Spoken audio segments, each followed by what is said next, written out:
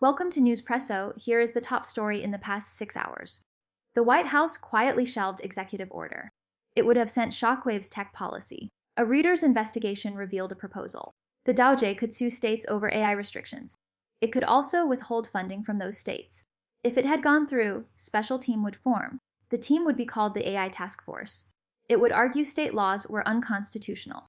It would claim interference in interstate commerce. It would also argue preemption by federal rules.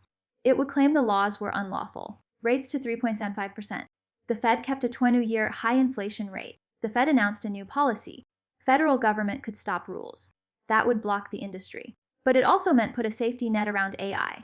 Whether it's data privacy or bias mitigation, or consumer protection, Gov could swoop in and file a lawsuit. It could also cut a state's federal money. You can imagine the tension. On one side, you have states like California, New York, and others that have already started enacting their own AI laws. They're thinking about how to keep citizens safe from potential harms of advanced AI systems.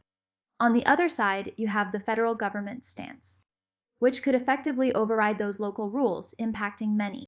That would cause a serious clash between state autonomy and federal authority, a classic tension that's been present in American politics for centuries. If the order had been implemented, it would have set a precedent for the federal government to intervene in state-level regulation far more aggressively than it had in the past. The news of the order's suspension came with no official comment from the White House. That silence, however, tells us something about the political calculus. It's hard to force states to abandon their regulatory agendas when they're already in the process of crafting them. And in a time when AI ethics and safety are top of mind, pulling back from a punitive federal stance may have been a pragmatic move. The government weighed the risk of backlash.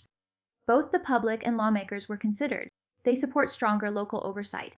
The result was a pause on an order that could upset a delicate balance between national innovation goals and state-level democratic processes.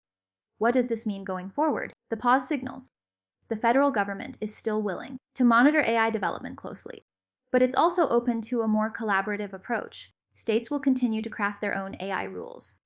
The federal government will probably try to find common ground, or at least avoid direct conflict. Federal support remains strong for AI. No guarantee state laws will be ignored. The conversation on regulating AI continues. Innovation is a priority.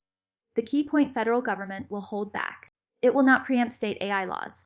This keeps the door open for state-led regulation to shape the future of artificial intelligence. Subscribe Newspresso. Never miss a major global headline.